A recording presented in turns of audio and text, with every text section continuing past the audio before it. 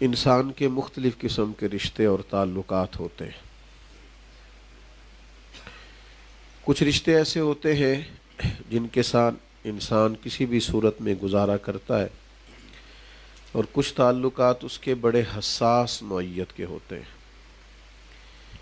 کبھی بھی کسی مقام پر بھی کسی اور کی بیٹی کا بھی تذکرہ ہو رہا ہو تو انسان اپنی بیٹی کو یاد کر کے حساس ہو جاتا ہے۔ کسی کی والدہ کے بارے میں کوئی شخص کوئی محبت کا جملہ کہہ رہا ہو تو انسان اپنے رشتوں کو یاد کر کے احساسات کی دنیا میں کھو جاتا ہے۔ کچھ رشتے بڑے ہی حساس ہوتے ہیں، اور یقیناً ہم سب رشتوں کی حساسیت سے بڑی اچھے طرح سے آگاہ ہیں۔ ہمارے سب رشتوں میں سب سے ہمارا حساس رشتہ ہمارا اپنے نبی کریم کے ساتھ رشتہ ہے۔ بڑا حساس رشتہ ہے، بڑی نزاکتیں ہیں اس رشتے کی، بڑی معنویت ہے۔ قرآن مجید نے فرمایا کہ النبی اولیٰ بالمؤمنین من انفسہم، فرمایا یہ نبی کریم علیہ السلام مومنوں سے ان کی جانوں سے بھی زیادہ قریب ہے۔ آپ اس رشتے کی نزاکت اور اس کی حساسیت کو دیکھیے، بہت گہرائی ہونی چاہیے تھی اس تعلق میں، بہت زیادہ حساسیت کا تقاضا کرتا ہے یہ رشتہ، لیکن وقت کے ساتھ ساتھ دور نبوت سے جیسے جیسے لوگوں کا فاصلہ بڑھا، لوگوں نے پھر اپنے اپنے حساب سے چیزوں کو لینا شروع کیا۔ ظاہر ہے جو چیز انسان کے بڑی قریب آ جاتی ہے اور آسانی سے اسے میسر آ جاتی ہے، اس کی بہت زیادہ قدر و قیمت بعض لوگوں کی نظر میں نہیں رہتی الا ماشاء اللہ۔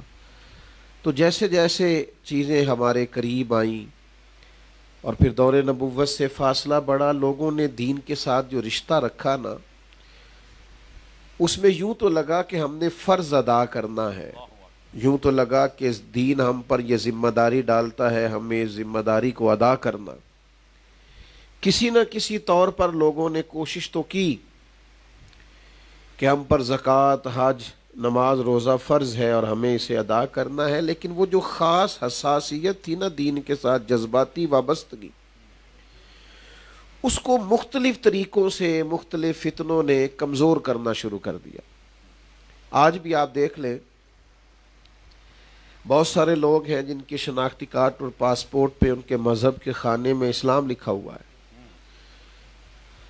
وہ ڈائریکٹ تو کبھی بھی دین کی مخالفت نہیں کرتے، لیکن آپ ان کے پاس بیٹھیں تو وہ ایسی گفتگو کرتے ہیں معاذ اللہ جو شاید غیر بھی نہ کرے، اس حساسیت سے آگاہ نہیں۔ اچھا، اب اللہ تعالیٰ نے بہت سارے لوگ امت میں پیدا فرمائے جنہوں نے ان فتنوں کو بھانپا۔ آپ زیادہ غور کیجئے گا میری بات پر، اور بنظر غائب انہوں نے دیکھا، عمیق نظروں سے، گہرائی سے بنظر غائب مطالعہ کرنے کے بعد وہ اس نتیجے پہ پہنچے کہ یہ حل ہونا چاہیے، یہ حل ہونا چاہیے۔ علماء نے کام کیا اور مختلف زاویوں سے انہوں نے لوگوں کو دین کے قریب کرنے کی کوشش کی۔ موبائل والے بھائی اگر آپ زیادہ توجہ کریں تو بات آپ کی سمجھ میں آئے، کوشش کی، اور اللہ کے فضل سے ڈھیر سارے مخلص لوگوں نے کام کیا، لیکن پھر بھی نہ بہت ساری جگہوں پہ بہت ساری چیزیں بعض لوگوں کے کرنے کے باوجود بھی خشک رہ گئیں۔ اعلیٰ حضرت فاضل بریلوی، اعلیٰ حضرت بریلوی رحمۃ اللہ علیہ نے بھی پڑھا، غور کیا، حالات کو دیکھا۔ جس دور میں اعلیٰ حضرت رحمۃ اللہ تعالیٰ علیہ نے شعور کی آنکھ کھولی، وہ دور مسلمانوں پر بڑا کٹھن دور تھا، اور آپ اعلیٰ حضرت کو پڑھیں تو عالمی حالات پر ان کی بڑی گہری نظر تھی۔ وہ جب مسلمانوں کو اپنا بینک بنانے کا مشورہ دے رہے تھے تو اس کے پیچھے بڑی حکمتیں تھیں۔ انہوں نے بڑی عمیق گہرائی کے ساتھ دنیا کا حالات کا مطالعہ کیا، تو وہ اس نتیجے پر پہنچے کہ اس قوم کا صرف ایک ہی حل ہے کہ یہ ٹوٹ کر اپنے نبی سے پیار کرے۔ وارفتگی اور شوق ہو، درد ہو، یعنی سوز ہو، ان کا نہ دل پورے طور پہ جڑا ہوا ہو. دیکھیں نا، انسان کا دل جب دھڑکتا ہے تو کسی نہ کسی چیز کے لیے دھڑکتا ہے. دل ہے، وہ کسی نے کہا تھا درد اگرچہ جان گزل ہے، میں کروں کیا کہ دل ہے. غم عشق اگر نہ ہوتا تو غم روزگار ہوتا. یعنی چلو اگر عشق کا غم نہ ہوتا تو روٹی کا ہوتا، غم تو کوئی نہ کوئی ہونا تھا. دل ہوتا ہے تو اس میں غم کوئی نہ کوئی. آپ کی نہیں بات کر رہا، کسے باشد بات کر رہا ہوں. بہت سارے لوگوں کو پیسوں سے پیار ہوتا ہے. میں تو بعض ایسے لوگوں کو جانتا ہوں کہ ان کے پاس پیسے ہوں تو ان کی طبیعت بھی ٹھیک رہتی ہے. نہیں، آپ مشکوک نہ ہو مسکرا کے. میں نے کہا میں آپ کی بات ہی نہیں کر رہا، تو کسے باشد بات کر رہا. جیب میں پیسے ہوں تو صحت بھی، اور اگر جیب خالی ہو تو تھوڑے بیچارے بیمار سے لگتے ہیں. پیار ہوتا ہے، پیسوں سے نہیں مانتے. شہرت سے بھی لوگوں کو پیار ہوتا ہے. دیکھیں نا، اپنی فوٹو اپنے موبائل پہ لگا کے سارا دن دیکھتے رہتے. اپنے آپ سے پیار ہو گیا ہے. نفس پرستی کا یہ حال ہے. کچھ لوگوں کو خوشامد سے بھی پیار ہوتا ہے. اچھا وزیر کون بنتا ہے ہمارے ملک میں؟ جو اچھا خوش آمدی ہو. اللہ تعالیٰ معاف فرمائے، سب کی بات نہیں کرتا، اچھے لوگ بھی ہیں، لیکن پیروں کے زیادہ قریب کون ہوتا ہے؟ زیادہ اچھا خوش آمدی، جو زیادہ تعریفیں کرے، قصیدے پڑھے، وہ قرب خاص کا آدمی ہوتا ہے. پیار ہوتا ہے لوگوں کو شہرت سے، اقتدار سے، اور جناب دولت سے. کیونکہ سینے میں جب دل ہے تو کوئی نہ کوئی محبت تو رہے گی. اور یہ ہم سب کو ہوتی ہے. ہم کبھی بیٹھ کے گہرائی سے سوچے تو ہوتی ہے. آپ یقین کریں، میں نے لوگوں کو بڑا پریشان دیکھا ہے کہ کوئی تازی فوٹو کیوں نہیں بن رہی ان کی. ایک عجیب سی لگن ہے. یہ ہوتی ہے، ہم مانے نہ مانے. فاضل بریلی نے ہمیں اس کا حل کر کے دیا ہے. فرمایا ادھر ادھر جو بھاگو گے تو پھر کے گلی گلی تباہ، ٹھوکریں سب کی کھائے کیوں. دل کو جو عقل دے خدا تو تیری گلی سے جائے کیوں. ادھر ادھر کی ٹھوکریں کیوں کھائیں، دائیں بائیں کیوں پھریں، کیوں کبھی کسی گمراہ کے پیچھے، کبھی کسی گمراہ کے پیچھے، کیوں فکری تناؤ کا شکار ہوں، تضادات کا شکار ہوں. پھر کے گلی گلی تباہ، ٹھوکریں سب کی کھائے کیوں. اور دل کو جو عقل دے خدا تو تیری گلی سے جائے کیوں. بھائی ایک ہی حل ہے، اور وہ ہے رسول کائنات کی محبت. بہت پیار ہو انسان کو نبی کریم علیہ السلام کے ساتھ. ہمارے جو نا علماء ہوتے ہیں نا، ان کو مختلف ڈیوٹیاں کرنی ہوتی ہیں. جو فنون پڑھاتے ہیں، جو مناظرانہ تیاری کرتے ہیں، جنہیں مخالفین کے سوالات کے جوابات دینے ہوتے ہیں، وہ بعض اوقات یہ کام کرتے کرتے اپنے ہی کام کے ماہر ہو جاتے ہیں. بھی دینے ہو. وہ علامہ عبدالحکیم شرف قادری صاحب رحمۃ اللہ علیہ کی کتاب پر خورشید گیلانی صاحب نے تحریر لکھی تو کہنے لگے سمجھ نہیں آتی یہ سورہ کبرے پڑھانے والا مولوی اتنا اچھا کیسے لکھ لیتا ہے. سورہ کبرے میں کھوئے ہوئے لوگ اتنا صاف ستھرا، اتنی سلاست کے ساتھ، روانی کے ساتھ. حالانکہ اللہ کا فضل ہے، ہمارے علماء بہت خوب لکھتے ہیں. جملوں میں، لفظوں میں جان پیدا کرنے کی صلاحیت اللہ نے دے رکھی ہوتی ہے. تو آدمی مناظرانہ گفتگو بھی کرتا ہو، پھر فنون کی طرف بھی مائل ہو، پھر ڈھیر سارے سوالات کے جوابات بھی دینے. اور فتویٰ کا جو میدان ہوتا ہے وہ میدان بڑا کٹھن ہوتا ہے. اس میں آپ کو بڑی باریک جزیات پر ہر وقت توجہ رکھنی ہوتی ہے. اتنے مشکل کام کے باوجود بھی آپ کبھی اعلیٰ حضرت کو پڑھے نا، جب وہ عشق رسول کی بات کرتے ہیں تو اتنے تازہ دم ہو جاتے ہیں، اتنی وارفتگی اور اتنا شوق ان کی طبیعت میں پیدا ہوتا ہے. معذرت کے ساتھ ہم آج کل جو نعت خوانی کرتے ہیں نا، اس نعت خوانی کو نا ہم بڑا مخصوص سا لیتے ہیں. یعنی محفل میں کوئی نعت خواں گئے، نعت سن لی، کبھی برسبیل تذکرہ کسی نے کو بات کر دی نعت شریف کے حوالے سے ہم نے سن لی، یا کبھی ہم نے موبائل پہ کوئی نعت شریف سن لی. نعت کا اصل ذوق یہ ہے کہ آپ باوضو ہو، آپ تنہا ہو، اور آپ تمام خیالات سے پاک آپ کا ذہن ہو، اور پھر آپ حضور کی نعت شریف سن رہے ہو. آپ کا نا دل تھوڑا جمے جملوں کی طرف، آپ کی تھوڑی کیفیات بنے، آپ کے اندر وہ خاص قسم کا ذوق پیدا ہو کہ آپ نبی کریم علیہ الصلوۃ والسلام کی بارگاہ کا قرب پا رہے ہیں۔ نعت شریف کے جو الفاظ ہوتے ہیں اور اچھے نعت خواں کا جو لہجہ ہوتا ہے وہ سینے میں محبت رسول کو تازہ کرتا ہے، لیکن چونکہ ہماری کیفیات نہیں ہوتی، وہ ذوق نہیں ہوتا، اور پڑھنے والے کو بھی محبت پیدا کرنے سے زیادہ امداد اور داد کا شوق ہوتا ہے، تو ساری چیز ہی بدل جاتی ہے۔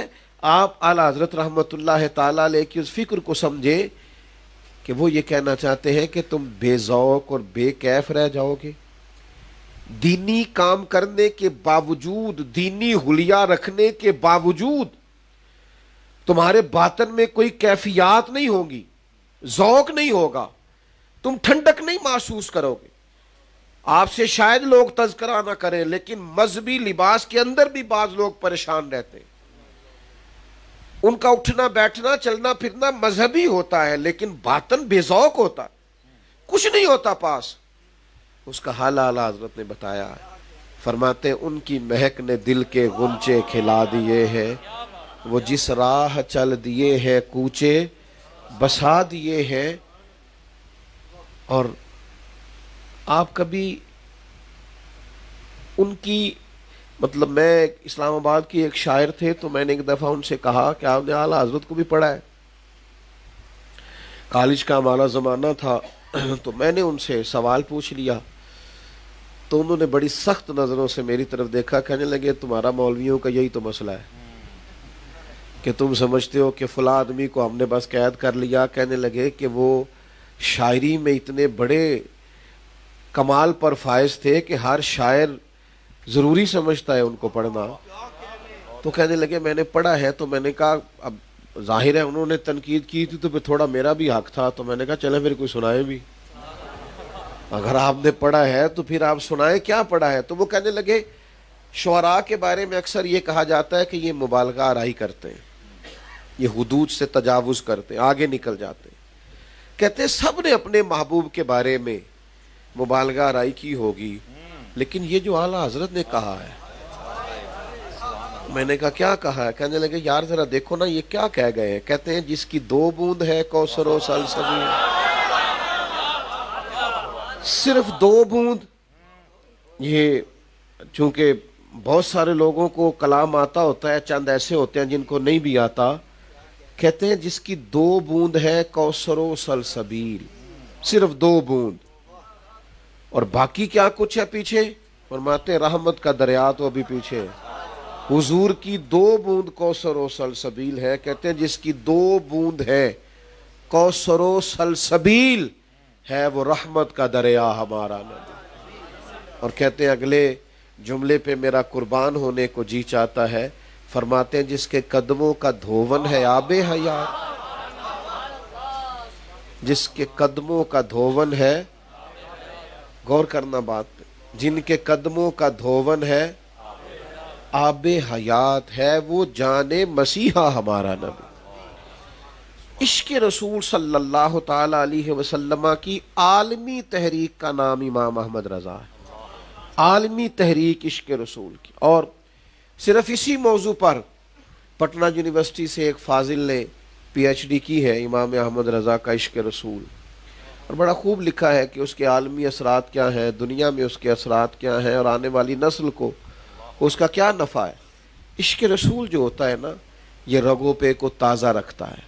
آپ یقین کریں کبھی یہ محبت ہو جائے نا حضور سے، کبھی پیار ہو جائے، آپ صحابہ کی کیفیات کبھی پڑھے نا، یعنی حضرت ثوبان بن مالک رضی اللہ تعالیٰ عنہ حضور کی بارگاہ میں آ کے عرض گزار ہے، اور اس طرح عرض گزار ہے کہ آنکھوں سے آنسوؤں کی جھڑی بھی لگی ہوئی ہے۔ تو محبوب فرمانے لگے کیوں روتے ہیں، کیا ہوا؟ عرض کی یا رسول اللہ میرا جب گھر میں دل نہیں لگتا تو میں زیارت کر لیتا ہوں، اور یہ ہوتا ہے، یہ ہوتا ہے، بعض اوقات نہیں دل لگتا۔ سیاںا آدمی، پڑھا لکھا آدمی، باشعور آدمی عمر بھر نہیں رویا ہوتا، لیکن اگر پردیس میں جا بھی مجبوری سے رہا، اور جا بھی بچوں کے لیے رہا، لیکن پردیس میں جانا پڑے تو بچوں کے گلے لگ لگ کے نہیں روتا۔ آپ یہ کیفیات محسوس کریں، یہ ہوتی ہیں۔ ہم نے دیکھا ہے، آپ ایئرپورٹوں پہ دیکھیں کس طرح کا ماحول بعضوں کا دیکھنے کو ملتا ہے۔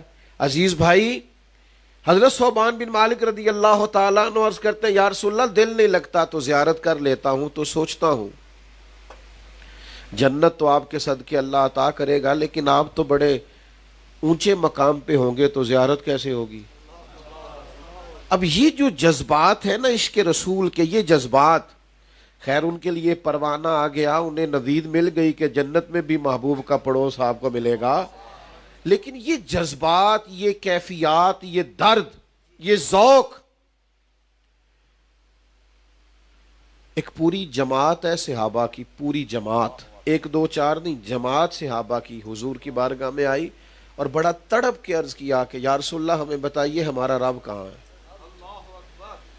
دیر ہو گئی تسبیح پڑھتے، عبادت کرتے، اس کو یاد کرتے، تو کہاں ہے ہمارا رب؟ ملنے کو جی چاہتا ہے۔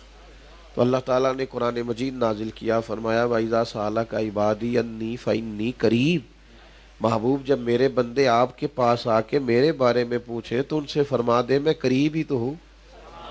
اس کا ایک معنی علماء نے یہ بیان کیا ہے کہ محبوب جب آپ کے پاس جو آ گئے، بخدا خدا کا یہی ہے در، نہیں اور کوئی مفر مکر، جو وہاں سے ہو یہی آ کے ہو، جو یہاں نہیں تو وہاں نہیں۔ تو یہ تڑپ پیدا ہوتی، اور سن لو اور یاد رکھنا، حضور علیہ السلام فرماتے ہیں تم میں سے جس کا رب سے ملنے کو جی چاہتا ہے نا، اللہ بھی اس کی ملاقات کو پسند فرماتا ہے، اور جس کا تم میں سے خدا نہ خواستہ اس کی ملاقات کو جی نہیں چاہتا، اللہ بھی اس کی ملاقات کو پسند نہیں کرتا۔ بھائی، اللہ رسول کا پیار، وہ طلب، وہ کیف، وہ سوز۔ مجھ سے ایک دوست نے پوچھا، کہنے لگے یہ جو آپ صوفیاء کے بارے میں بیان کر دیتے ہیں کہ وہ ساری رات ہی نماز پڑھتے تھے، میں نے کہا ہم نہیں بیان کرتے، قرآن مجید بیان کرتا ہے۔ والذین یبیتون لربہم سجدا وقیاما، ساری رات نماز۔ تو وہ کہنے لگے ہماری کیفیات وہ کیوں نہیں؟ مطلب بہت سارے لوگوں کے لیے مشکل ہو جاتا ہے ضروری نماز کو بھی مکمل کرنا، معاذ اللہ، تو ساری رات ہی نماز۔ آپ کی توجہ ہے میری بات پر؟ یہ ایک سوال ہوتا ہے کہ ساری رات، تو میں نے ان سے کہا کہ ہو جاتی ہے ساری رات بھی، شرط یہ ہے کہ والذین آمنوا اشد حبا للہ، انسان کو نا اپنے رب سے پیار ہو جائے، محبت ہو جائے، تو پھر اس کے لیے ساری رات نفل پڑھنا مشکل ہے۔ یہاں سے ایک صاحب گئے نا عمرہ کرنے کے لیے، تو ظاہر ہے سفر بھی تھا اور پھر عمرے کی تھکان بھی تھی، تو وہاں سے ان کو ایک ان کا وہ دوست مل گیا جو تھا تو ان کا بڑا قریبی پرانا گہرا دوست، لیکن پچھلے کئی سالوں سے عرب شریف میں مقیم تھا۔ دونوں کی دیر کے بعد ملاقات ہوئی، اب وہ بھی ڈیوٹی کر کے آیا ہے، تھکا ہوا ہے، اور اس نے بھی سفر کیا ہے، عمرہ شریف کی حاضری دی ہے، یہ بھی تھکے ہوئے، لیکن دونوں دوست بیٹھ گئے، باتیں شروع ہو گئیں۔ ہوش ہی اس وقت آئی، سمجھ تب آئی جب اذان ہو گئی، او خو اتنا ٹائم ہو گیا۔ تو ان سے پوچھا جائے گا جناب یہ ساری رات کیسے گزر گئی؟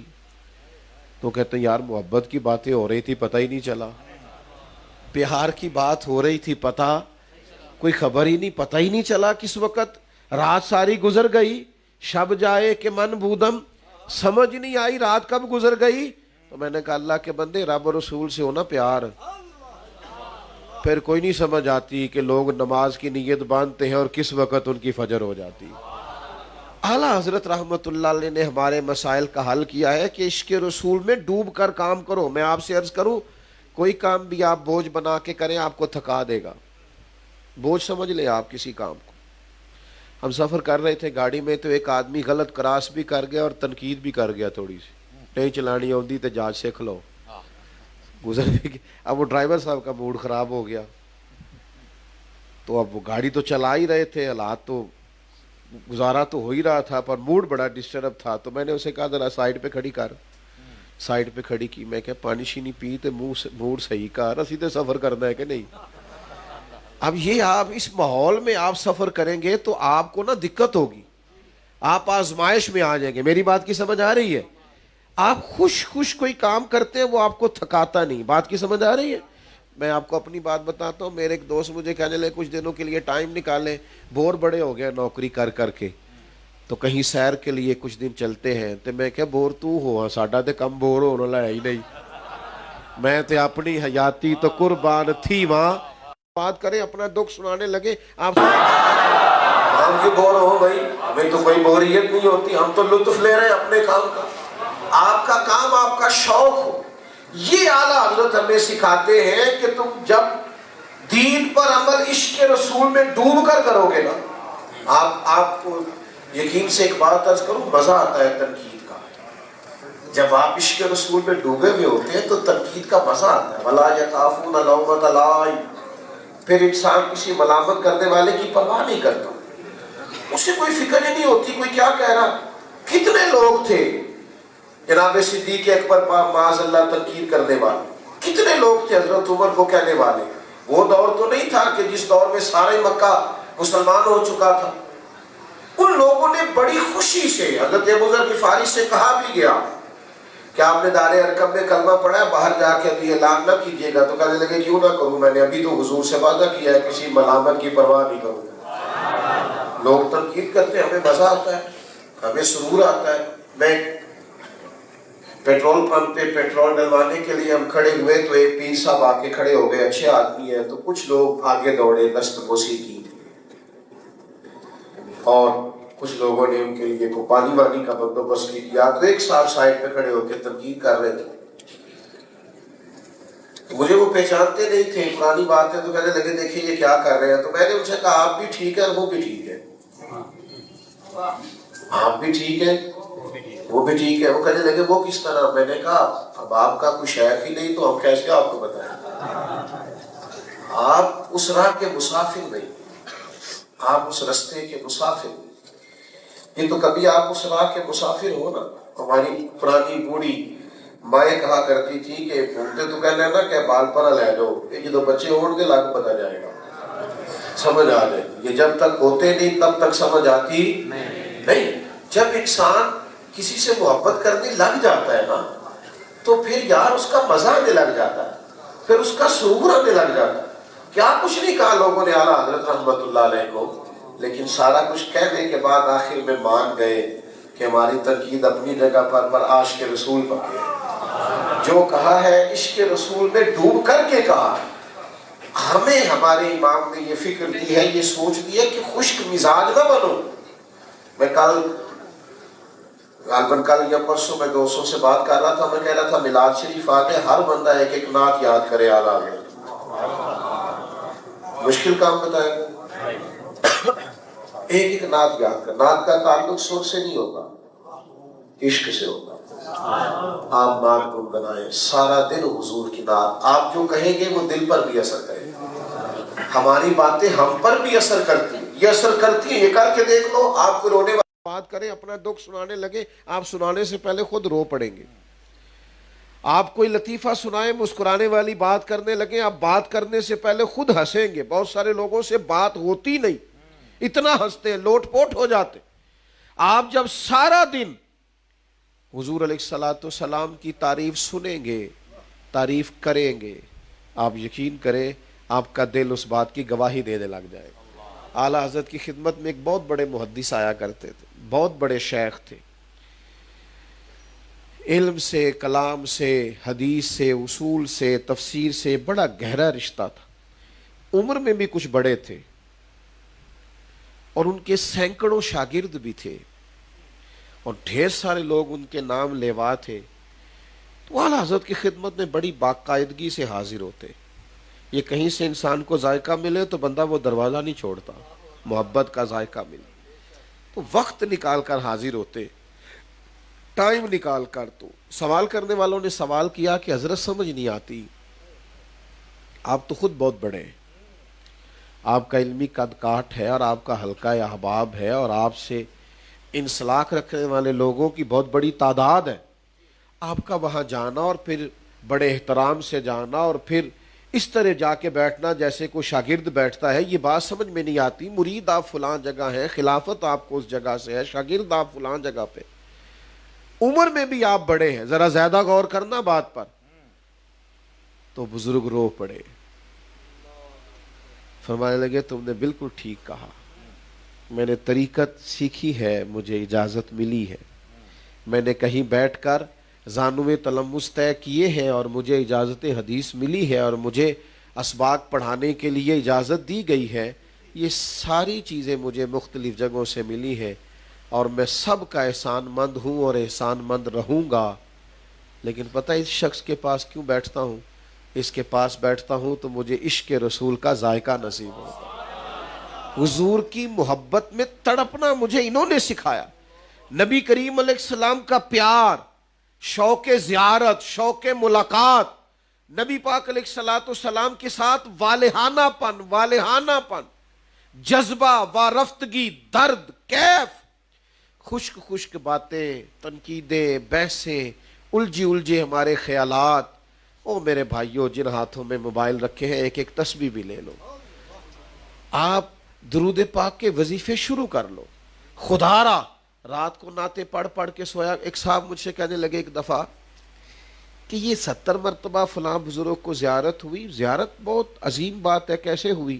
تو میں نے کہا میرے بھائی، میں سمجھانے کے لیے مثال عرض کرتا ہوں، یہ بلا مثال و بلا تشبیہ سمجھانے والی چیزیں ہیں۔ عرض کرتا ہوں، دیکھو نا، جو آدمی سائیکل چلاتا ہے رات کو خواب میں بھی سائیکل ہی نہیں چلاتا، تو جو سارا دن حضور کو یاد کرے،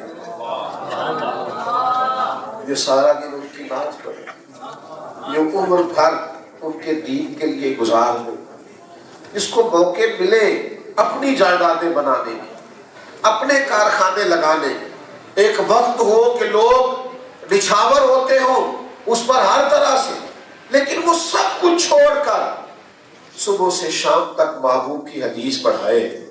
جب وہ جلووں میں مگن رہے نا تو رات کو سوئے میں بھی وہی جلوے نظر آیا کرتے۔ یہ تو بڑی سادی سی بات ہے، آسان سی بات۔ اعلیٰ حضرت رحمت اللہ علیہ کی کل زندگی عشق رسالت مآب سے عبارت ہے۔ عمر بھر انہوں نے نبی پاک علیہ السلام سے محبت کا درس دیا۔ میں کیسے آپ کی خدمت میں یہ بات عرض کروں کہ آج اس نہج پہ ہم پہنچے ہوئے، جو ہمارے حالات ہیں، میں کسی نعت خواں کا بھی ذاتی طور پر مخالف نہیں ہوں، حضور کی نعت پڑھنے والا ہر شخص ہمارے سر کا تاج ہے، لیکن ایک نعت خواں صاحب میرے کان میں اجازت لینے کے لیے بھی آئے اور یہ بھی کہنے لگے کہ میں نے آج نیا کلام سنانا ہے۔ میں کہا مینوں تے کوئی پرانا ہی سنائی، تیری مہربانی، نہواں پتہ نہیں اردو کی سنائے گا، اللہ جانتا ہے اس میں سے کیا نکلے گا، تو پرانا ہی سنا۔ اور میں نے کہا وہ جن کو تو پرانا کہہ رہا ہے وہ کبھی پرانے ہوئے ہی نہیں۔ یہ ذرا دیکھو نا، یہ کوئی پرانی بات ہے کہ واہ کیا جود و کرم ہے شاہ بطحہ تیرا۔ اور یہ نہیں کا استعمال دیکھو، اگر آپ کو تھوڑی بہت شاعری سے دلچسپی ہے کسی کو تو وہ لطف لے گا، واہ کیا جود و کرم ہے شاہ۔ وہ حضرت جابر ابن عبداللہ کہتے ہیں نا، حضور سے کبھی کسی نے نہیں سنا، لفظ لا نہیں سنا، کہتے واہ کیا جود و کرم ہے شاہ بطحہ تیرا، نہیں سنتا ہی نہیں، یہ نہیں سنتا ہی نہیں، کون؟ مانگنے والا تیرا، نہیں سنتا ہی نہیں مانگنے والا تیرا۔ اور فرماتے ہیں وہ اس لیے نہیں سنتا کہ میں تو مالک ہی کہوں گا، کیونکہ ہو مالک کے حبیب، یعنی محبوب و محب میں نہیں میرا تیرا۔ یہ وارفتگی محبت کی، یہ ذوق آپ کو اعلیٰ حضرت کے ہاں ملے گا۔ اور پھر اس عشق رسول نے بڑے بڑے عشاق تیار کیے، یعنی اس کا فیض آگے بٹا۔ ان کے خاندان میں ہمیشہ ایسا شعر کہنے والے لوگ رہے۔ ہم اللہ نے توفیق دی، بریلی شریف میں حاضر تھے، اعلیٰ حضرت رحمت اللہ علیہ کے بھائی ہے استاد زمن مولانا حسن رضا صاحب، ان کے پوتے تھے شیخ الحدیث مولانا تحسین رضا صاحب رحمت اللہ۔ وہ کہنے لگے میں تمہیں اپنا کلام سناؤں؟ ہم نے کہا سنائیے۔ تو فرمانے لگے علم غیب رسول کے منکر اس حقیقت کو بھول جاتے ہیں۔ یہ دیکھیں وہ کہا نا، یعنی محبوب و محب میں نہیں میرا تیرا۔ فرمانے لگے علم غیب رسول کے منکر اس حقیقت کو بھول جاتے ہیں۔ غیب مانا کہ راز ہے، لیکن راز اپنوں سے کب چھپاتے ہیں، یعنی محبوب و محب میں نہیں میرا تیرا۔ غیب مانا کہ راز ہے، لیکن راز اپنوں سے کب چھپاتے۔ او بھائی اس خاندان کا ترہ امتیاز رہا. ہماری نا خشک خشک سی باتیں، وہ ہمیں بڑا شوق ہوتا ہے. اللہ ماشاء اللہ میرے جیسے بعض لوگ جو عوامی ہیں وہ بھی علماء پہ تنقید کرتے ہیں، تو میں کہا کرتا ہوں تنقید نہ کر یار، اس سے جو تو نے محبت سیکھی ہے وہ ایک ٹکڑا لے لے اور عمل کر ساری زندگی. چلے تو سمجھتا ہے کسی جگہ کوئی بات درست نہیں ہے تو اسے چھوڑ دے، لیکن اس شاخ کی فہرست میں آئے. اعلیٰ حضرت کی پوری زندگی کا نچوڑ حضور سے پیار کرنا اور جم کے پیار کرنا اور مدینے کی بات کرنا اور ادب سکھانا اور وارفتگی سکھانا ہے اور حضور کی اولاد پاک کا احترام سکھانا ہے. جو بڑے دعوے کرتے ہیں نا، بڑے دعوے، یہاں تک وہ بھی نہیں آ سکے جس انداز میں اعلیٰ حضرت نے کہا کہ تیری نسل پاک میں ہے بچہ بچہ تو ہے عین نور تیرا سب گھر. ایک شاعر نے نوٹ لکھا ہے، یہ لفظ ان کے ہیں، وہ کہتے ہیں کہ جملے جس شخص کے پاس بہت زیادہ ہو پھر بھی کوئی فکرہ نہ دینا چاہے، وہ اس کا مطلب یہ ہوتا ہے کہ وہ سمجھتا ہے یار یہاں میں بات کیا کروں.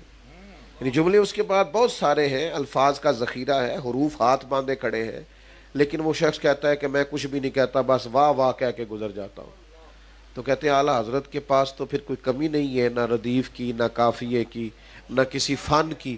لیکن فاضل بریلوی نے حضور کی اولاد کا ذکر کیا تو کیا بات کی، یعنی کوئی جملہ نہیں لائے، کسی چیز سے تشبیہ نہیں دی، بس انہوں نے یہ کہا کیا بات رضا. یہ اس وقت ہے جب آپ کہتے ہیں یار میں اب کون سا جملہ یہاں لاؤں، کہتے کیا بات رضا. اس چمنستان کرم کی زہرا ہے کلی جس میں حسن اور حسین پھول، کیا بات رضا. اس چمنستان کرم کی، یاد رکھنا، اس گہرائی سے، اس وارفتگی سے، اس شوق سے سادات کے ادب اور احترام کا جو رنگ ان کے ہاں ہے وہ کسی اور کے ہاں میسر نہیں ہے. اور پھر وہ چونکہ الفاظ کے اور جملوں کے محتاج نہیں ہے، ان کے پاس جو کچھ بھی ہے وہ ان کا شوق ہے، وہ ان کا ذوق ہے، وہ ان کی کیفیات. تو یہ عشق رسول کی دولت پوری. چونکہ میں بات سمیٹنے لگا ہوں، آپ کی خدمت میں ایک بات عرض کرنا چاہتا ہوں کہ بہت زیادہ الجھنے سے بچا کریں. ڈاکٹر کہتے ہیں کہ اوور تھنکنگ جو ہوتی ہے نا، زیادہ سوچنا، یہ بھی بندے کو نفسیاتی کر دیتا ہے. کچھ جگہوں پہ نا جم جانا چاہیے، ادھر ادھر نہیں ہونا چاہیے. پڑھا نا کچھ لوگ نا، وہ ہمارے پرانے دیہاتی جو لوگ ہوتے تھے نا، ان کے مکان تو کچے ہوتے تھے، عقیدے پکے ہوتے تھے. یہ ہر روز ایک نئی کہانی چھیڑنا، ایک نئی خبر لے آنا، میں نے فلانے کی بات، تھوڑا سا کہیں کھڑے بھی ہو، آپ استقامت دکھائیں. عقیدہ بنیاد ہے، عقیدہ اصل ہے، عقیدہ سب کچھ ہے. اور میں ان لوگوں کی خدمت میں بھی عرض کروں گا کہ خدا را، آپ خود لوگوں، کچھ لوگوں کے بارے میں کہتے ہیں کہ وہ عقیدے کے لحاظ سے درست نہیں ہے، بد عقیدہ ہیں، پھر جب آپ ان کی تعظیم کرتے دکھائی دیتے ہیں تو آپ دوسروں کو کیا سبق دے رہے ہیں؟ بہت اچھے. آپ کیوں اس طرح کی پالیسی اختیار کر رہے ہیں؟ پھر آپ نے عوام کو کیوں آزمائش میں ڈالا ہوا؟ تو خدا را، نظریاتی پختگی کے ساتھ ساتھ عمل کی پختگی بھی ظاہر ہونی چاہیے. یہ بار بار کچی پکی باتیں نہ کرے، کہیں جڑنا تو چاہیے. اعلیٰ حضرت سے پوچھا حضور آپ کہاں جڑے ہوئے ہیں؟ تو فرمانے لگے بس انہیں جانا انہیں مانا نہ رکھا غیر سے. ختم ہو گئی بات، ہم ادھر ادھر جاتے ہی نہیں. انہیں جانا انہیں مانا نہ رکھا غیر سے کام، للہ الحمد میں دنیا سے مسلمان گیا. یہ قرآنی فارمولہ ہے اپنی اصلاح کرنے کا، اور وہ کیا ہے؟ فرمایا کہ ایمان والو تقوی اختیار کرو، پہلی بات. اور دوسری بات یہ ہے کہ سچ کو اپناؤ، حق بات کہنے کو اپناؤ. پھر ہوگا کیا؟ اللہ تمہارے اعمال کی اصلاح فرمائے گا. اچھا، جب سے یہ کام شروع کیا اس کے بعد تو اعمال کی اصلاح ہو جائے گی. تو اگر خدا نہ خواستہ پہلی زندگی کے اندر کوئی گناہ ہوئے، خرافات اور خرابیاں ہوئیں، تو ان کا تدارک کیسے ہوگا؟ ان کا کیا بنے گا؟ اگر کسی نے آج اصلاح کی، یہ بات سننے کے بعد، یہ جو اگر میری گنتی غلط نہیں تو تقریباً 2000 کا مجمع تو ابھی ہو چکا ہوگا، اگر میری گنتی غلط نہیں تو، جتنا رش ہے ماشاءاللہ. اور ابھی عاشقان مصطفیٰ آئیں گے اور دیوانے امام محمد رضا کے آئیں گے انشاءاللہ.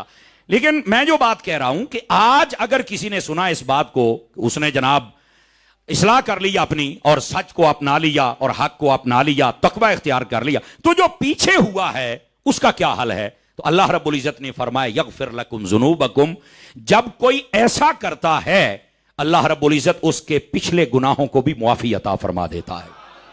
یہ ہے اپنی اصلاح کرنے کا فارمولہ۔ اور جو اصلاح کے راستے پر چلتے ہیں یہ یاد رکھ لیجئے، ان کو دو چیزیں اپنے ذہن میں رکھنی چاہیے، ایک ہے اصلاح عقیدہ اور ایک ہے اصلاح عمل۔ ہم بسا اوقات اپنی خواہشات نفس کے لیے اصلاح عمل تو سنتے ہیں، لیکن اصلاح عقیدہ کو ہم شاید یہ سمجھ بیٹھتے ہیں کہ کوئی مولویاں دا روڑا ہے یا پتہ نہیں یہ گل کی ہے، جبکہ حقیقت پتہ کیا ہے؟ یہ اصلاح عقیدہ ہی تو بنیاد ہے۔ سمجھ آ رہی ہے میری بات کی؟ اور یہاں ہمارے علماء نے ایک بڑی پیاری بات لکھی ہے، میں کوشش کروں گا آسان سے آسان بات کروں جو آپ کو سمجھ آئے۔ وہ فرماتے ہیں کہ جس کا عقیدہ خراب ہو جائے وہ بھی بیمار ہے، اور جس کا عمل خراب ہو جائے وہ بھی بیمار ہے۔ لیکن ان دونوں بیماریوں میں بڑی بیماری کون سی ہے؟ کیونکہ پہلے جو کور کرتا ہے ڈاکٹر، جو اچھا ڈاکٹر ہو تو وہ بڑی بیماری کو کور کرتا ہے تاکہ وہ اس کی وجہ سے کوئی بڑا نقصان نہ ہونے پائے۔ تو علماء کہتے ہیں بڑا، یہ توجہ ہے نا آپ حضرات کی، بڑا خراب اور بڑی خرابی یہ ہے کہ کسی کا عقیدہ خراب ہو جائے، تو اس لیے ضروری ہے کہ پہلے عقائد کو درست کیا جائے، یہ پہلی بات ہے، اور اس کے بعد اعمال کی بھی اصلاح کی جائے۔ بسا اوقات ہمارے سٹیجوں پر کئی نقیب اور کئی خطیب اور کئی جو پیر ہوتے ہیں وہ بسا اوقات ایسی بات کر جاتے ہیں جس سے لگتا ہے کہ اعمال تو شاید کوئی نہیں، ہم ہی ہے نا، بس ساڈے نال آ جاؤ تے بس جی تسا تا پہلی فلائٹ جنت ٹر جانا ہے، کوئی ایسا مطلب ان کا عمل کو ہلکا گردانا جاتا ہے۔ لیکن یاد رکھو ایسی بات نہیں ہے۔ یہ عمل اور عقیدے کی مثال اگر آپ توجہ کریں تو علماء کی زبان میں دوں آپ حضرات کو، علماء فرماتے ہیں کہ عقیدے کی مثال ایسے ہے کہ جیسے کسی مکان کی اور کسی بلڈنگ کی بنیاد ہوتی ہے، جتنی مضبوط ہوگی اتنی ہی دیر پا وہ بلڈنگ رہے گی، تو اس لیے عقیدہ مضبوط ہونا چاہیے۔ سمجھ آئے؟ دوسری بات فرماتے ہیں کہ یہ جو عمل ہوتا ہے یہ اوپر نظر آنے والی بلڈنگ، لیکن جس پر کھڑی ہے وہ بلڈنگ وہ بنیاد ہے۔ عقیدہ مضبوط ہونا ضروری ہے، ایک مثال۔ دوسری مثال یہ دی، فرمایا کہ دیکھیے ایک درخت ہے، دو چیزیں ہوتی، ایک اس کی جڑیں ہیں جس پر وہ پورا درخت سلامت ہے، اور ایک اس کی شاخیں، پتے، اور اس کے ساتھ ساتھ پتوں کے ساتھ اس کے پھل ہیں اور پھول ہیں۔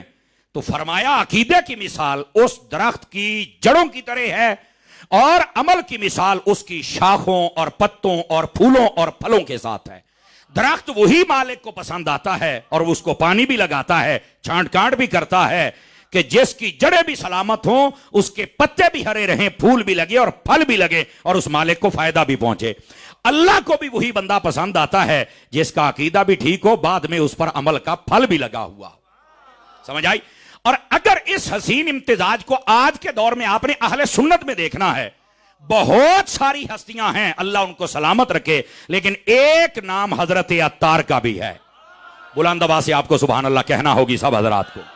سمجھ آ رہی میری بات کی؟ ایک نام دعوت اسلامی کا بھی ہے کہ جہاں پر اصلاح عقیدہ پر بھی بات ہوتی ہے اور اصلاح عمل پر بھی جتنا ان کا جذبہ ہے، یہ آپ سب حضرات دیکھ رہے ہیں۔ کروڑوں کی تعداد کے اندر حضور کے دیوانے با عمل پیدا فرما دیے حضرت عطار نے۔ یہ ایک ایسا احسان ہے امیر اہل سنت کا کو جس کو اتارا نہیں جا سکتا۔ اگر کوئی چشم پوشی کرے تو یہ اس کے اپنا نصیب ہے۔ حقیقت یہ ہے کہ حضرت عطار نے انقلاب بپا کر دیا ہے۔ اللہ کریم دعوت اسلامی کو نظر بد سے بچائے، اور کہیں پر بھی کوئی خامی ہے اللہ اپنی رحمت سے دور کر کے عروج عطا فرما دے۔ فرشتہ کوئی بھی نہیں ہوتا۔ اب ذرا اگلی بات توجہ سے سنیے گا، توجہ ہے میرے عزیز بھائیوں کی جناب، بات سمجھ آ رہی ہے؟ یہ تھی دوسری بات۔ اب تیسری بات بھی آپ کی خدمت میں عرض کروں تاکہ جناب سمجھ سکیں، اور وہ یہ ہے، یاد رکھیے یہ جو عقیدے کی درستگی ہے یہ بہت ضروری ہے۔ جیسا کہ میں نے کہا کہ اگر یہ خراب ہو جائے تو پہلے اس کو درست کرنا ضروری ہوتا ہے، یہ پہلی بات ہے۔ لیکن یہاں پر یہ ضروری ہے کہ آج کل ایک جملہ بولا جاتا ہے فکر رضا۔ کیا جملہ بولا جاتا ہے؟ فکر رضا۔ اچھا، یہاں پر بعض لوگ مغالطہ یہ ڈالتے ہیں کہ یہ کوئی نیا مسئلہ کہ اہل سنت کے مقابلے میں، جبکہ ایسی بات نہیں ہے۔ جیسے سب سے پہلے لفظ مسلمان تھا نا، تو جب منافق گھس آئے، سمجھ آ رہی نا، تو ان کا نام رکھا گیا کہ یہ منافق ہے۔ اب دیکھو نا نبی پاک کے زمانے میں تو دو چیزیں تھی، ایک کافر تھے ایک مسلمان تھے، تو یہ منافق کون ہے؟ تو اس کا مطلب ہے کوئی تو چیز ہے نا یہ، اور ان کا ایک نام رکھا گیا۔ یہ جو جیلم کا جاہل کمرے میں بند کیا ہوا ہے یہ کہتا ہے بس اپنے آپ کو مسلمان کہو, چھوڑ دو سارے فرقے, سارے ایک دوسرے کے پیچھے نمازیں پڑھو, سارے تو بھی اکٹھے ہو جاؤ تو مسلمان کہنا ہی کافی ہے. تو میں نے کہا بیٹے کیوں؟ کہتا ہے اللہ ایک ہے, رسول ایک ہے, کلمہ ایک ہے, تو سب اکٹھے ہو جاؤ. تو میں نے کہا جو منافق تھے اللہ کو تو وہ بھی مانتے تھے, قیامت کو تو وہ بھی مانتے تھے, رسول کو تو وہ بھی مانتے تھے, لیکن کیا وجہ ہے کہ ان کو منافق کہا گیا؟ ان کے کلمے کا اعتبار کیوں نہیں کیا گیا یہ بتاؤ نا بھائی. وہ ان کی نمازوں کا, داڑیوں کا اور ان کے مولوی پونے کا اعتبار کیوں نہیں کیا گیا؟ اس کی وجہ کیا ہے؟ کہتا یہ تو مجھے نہیں پتا. تو میں نے کہا پتا ہوتا تو سنی نہ ہوتا. یہ بات سمجھنے والی ہے میری جان. دیکھو اس زمانے میں دو چیزیں ہونی چاہیے تھی اور تھی بھی دو, ایک مسلمان ایک کافر. تو بھائی منافق کہاں سے آئے؟ تو کہا مسلمانوں میں جنہوں نے اپنا عقیدہ بگاڑا, نظریہ بدلا, بالخصوص نبی پاک کے علم مبارک, آپ کی شان, آپ کے کمالات نہیں مانتے تھے, تو ان کو منافق کہا گیا. منافق وہ ہوتا ہے جو اوپر اوپر سے آپ کو مانتا بھی ہے اور بیچ میں کافروں کے ساتھ بھی مل کے بیٹھتا ہے. منافق نفق سے ہے, عربی میں نفق سرنگ کو کہتے ہیں.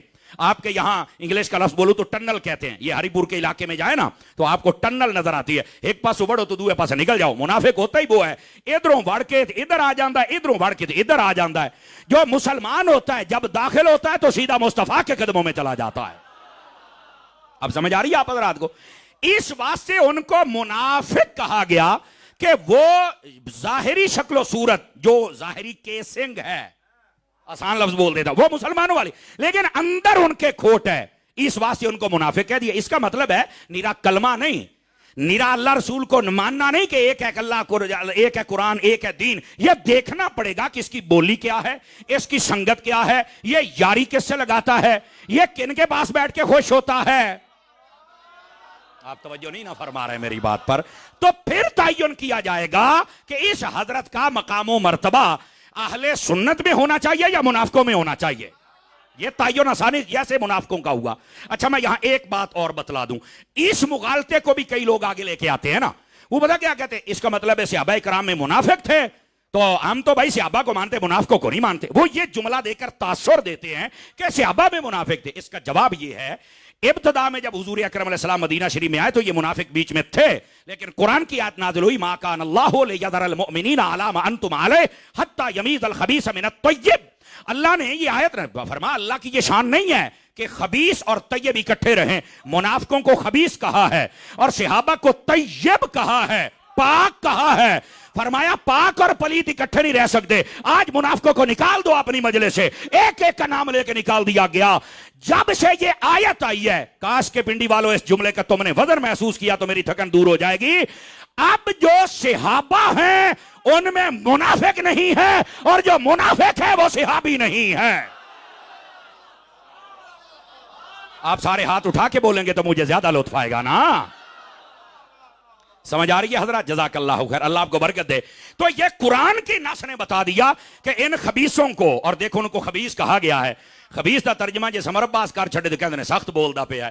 یہ اسی نا لفظاں دا ترجمہ کرنے ہاں, لیکن پھر بھی اسی کہنے چلو کوئی نہیں, ہم بھی حضرت عطار کے مرید ہیں, ہم بول لیں گے, ٹینشن نہیں لینی. لیکن اصل بات یہ ہے جو دشمن ہوتا ہے نا اس کو دبا کے رکھنا, یہ تو قدرت کا بھی حکم ہے اور مصطفیٰ جان رحمت کا بھی ہے, اور یہ تو صحابہ کے تعامل سے بھی ثابت ہے. اور یہ ان الفاظ کے ساتھ ان کو یاد کیا گیا, یہ جو قرآن مجید میں نے آپ کو سنا ہے. یہ بات اس لیے بتا رہا ہوں منافق آ گئے. اب تھوڑا سا میں آپ کو ڈیٹیل میں لے کے جانا چاہتا ہوں, اجازت ہو تو لے جاؤں آپ حضرات کو. ادھر دیکھیں, پھر دور بدلا. وہ دور تھا جب نبی پاک کے دشمن پیدا ہوئے, ان کا نام کیا رکھا گیا؟ بولو بولو بولو بولو سارے فرنٹ سیٹوں والے, ان کا نام رکھا گیا منافق. اچھا پھر دور آیا, کچھ لوگوں نے صحابہ سے دشمنی شروع کر دی اور آل سے محبت کا نعرہ لگایا. اس وقت علماء نے ان کا نام رکھا رافضی. سمجھ آئی کہ یہ اپنے آپ پوزیشن بچانے کے لیے آل کا نام لیتے ہیں, لیکن صحابہ کے یہ دشمن ہیں, ان کی کتابیں تقریریں سب موجود ہیں, ان کا نام رافضی رکھا گیا. تو اب جو خرابی کرے گا اس کا نام تو رکھنا پڑے گا, جدا تو کرنا پڑے گا. پھر ایک دور آیا, لوگ اہل بیت کے مخالف ہو گئے اور صحابہ کو نام لے کر اپنی پوزیشن بچانے لگ پڑے. میں نوکر صحابہ دا, بھئی نوکر صحابہ دا تے ہیں, اہل بیت دی نوکری کہنے کرنی ہے؟ توجہ ہے نا. اچھا ان لوگوں کا نام کیا رکھا گیا؟ خارجی, کہ یہ وہ ہیں جو آل رسول کے دشمن ہیں. اچھا اب ان کے مقابلے میں تو کون چاہ, کیونکہ رافضی بھی اپنے آپ کو مسلمان کہتا ہے, خارجی بھی مسلمان کہتا ہے, منافق بھی مسلمان کہتا ہے, اور مسلمان بھی مسلمان کہتا ہے. اب پتہ کون سا چلے کہ کیڑا مسلمان سچا ہے؟ اب میری بات کو سمجھنے کی، یہ اہل سنت کا لفظ کیوں آیا، کہاں سے آیا، یہ ڈیٹیل بتاؤں، پھر تمہیں فکر رضا تک لے کے جاؤں گا، پھر آپ سمجھے گے فکر رضا کیا ہے۔ اب جب یہ قومیں آ گئیں تو اس کے بعد کیا ہوا، یاد رکھیں، پھر علماء مل کے بیٹھے۔ آپ امام ابو منصور ماتریدی کو پڑھ کے دیکھ لیں، ابو الحسن اشعری کو پڑھ کے دیکھ لیں، آپ امام اعظم کو پڑھ کے دیکھ لیں، انہوں نے پھر کہا کہ جو سچے مسلمان ہیں، جیسے ایک مسلمان ہے لیکن وہ صحابہ کے دشمن ہے، کون ہے وہ؟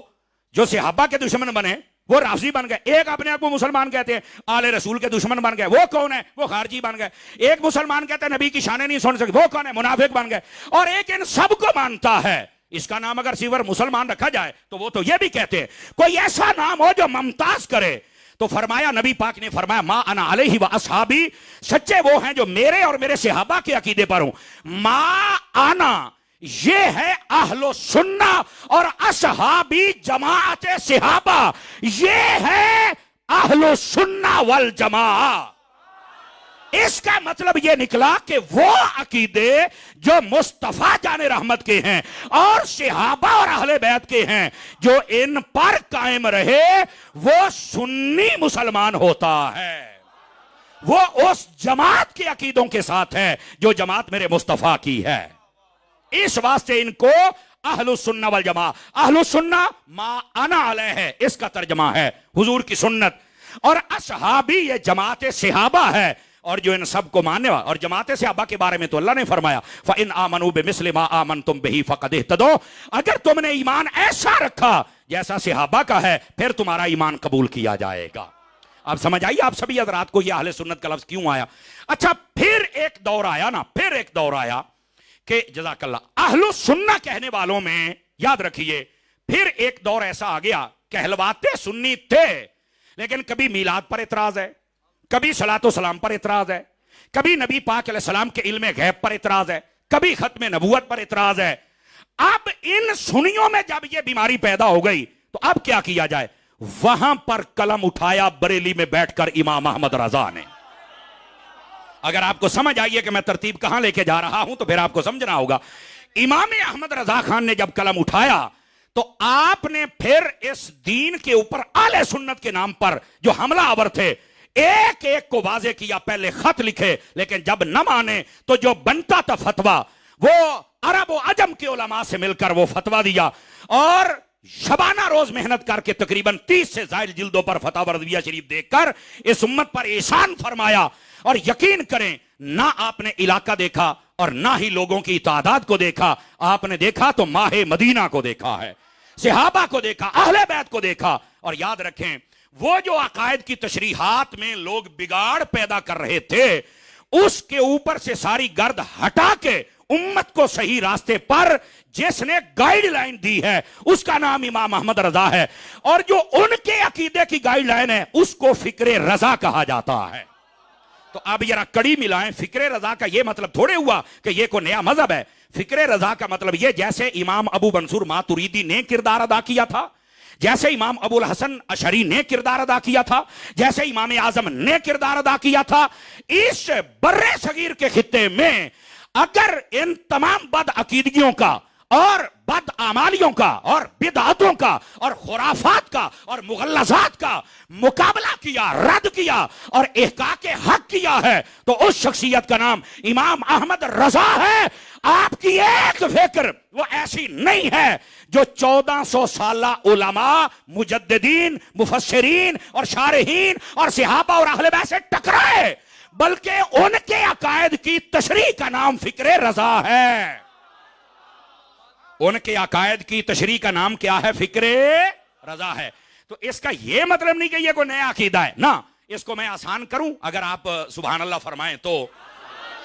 میرے پیر بھائیوں کی تعداد کثیر ہے لیکن کفل مدینہ چھوڑ کے ذرا بولے نا سبحان اللہ سارے پیار کے ساتھ۔ ادھر دیکھیے یہ فکر رضا کیا ہے، ذرا اس بات کو سمجھیے گا۔ اب میں ایک جملہ عرض کر رہا ہوں اللہ کر کے میں سمجھا پاؤں۔ 1400 سالہ، ادھر دیکھیں بھائی، 1400 سالہ صوفیاء، علماء، فقہا، فصحا، بلغا، مفسرین، شارحین، عاشقین، جتنے لوگ ہیں ان سب کی فکر کے امین کو امام احمد رضا کہا جاتا ہے۔ یہ ہے فکر رضا۔ اور میں اس لیے ادھر دیکھو لوگ کہتے ہیں میں ہاتھ کھڑا کر کے بات کر رہا ہوں, میں کہ میں دونوں ہاتھ کھڑے کر کے بات کر رہا ہوں اور سینہ چوڑا کر کے کر رہا ہوں.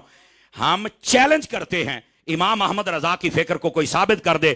1400 سالہ جتنے مجددین اور علماء آئے یا صحابہ اور اہل بیت, امام احمد رضا کی فکر اگر ان کے خلاف ہے کسی ایک مسئلے میں, کوئی بندہ واضح کرے, اور اگر ان کے مطابق ہے تو امام احمد رضا تو اس امین, اس فکر کا امین ہے. پھر امام احمد رضا کے پیچھے کھڑا ہونا پڑے گا کہ انہوں نے کوئی نیا مذہب, نیا تخیل, نیا راستہ نہیں دیا. انہوں نے ابو بکر کا راستہ دیا ہے, انہوں نے حضرت عمر کا راستہ دیا ہے, انہوں نے حضرت عثمان اور ہمارے قبلہ دل کعبہ جاں مولا علی شیر خدا مشکل کشا داماد مصطفیٰ زوج زہرا تاجدار حلتا مراد کل کفا رضی اللہ تعالی عنہ, جو آپ کے عقائد ہیں ان عقائد کی تشریح کر کے امت کے سامنے رکھی ہے.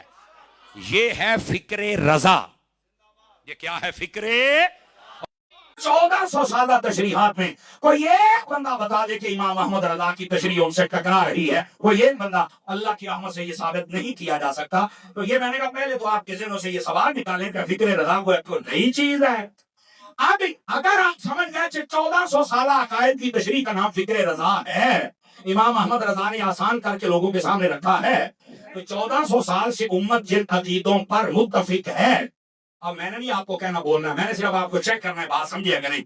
1400 سالہ جو فکر پر قائم ہے, تو پھر کیا یہ کہنا صحیح نہیں کہ ہماری احمد رضا پہ آنکھیں بند ہیں؟ میری جان اس کا یہ مطلب ہے. کیا ہو گیا؟ ہاں بولیے بولیے بولیے بولیے سارے حضرات.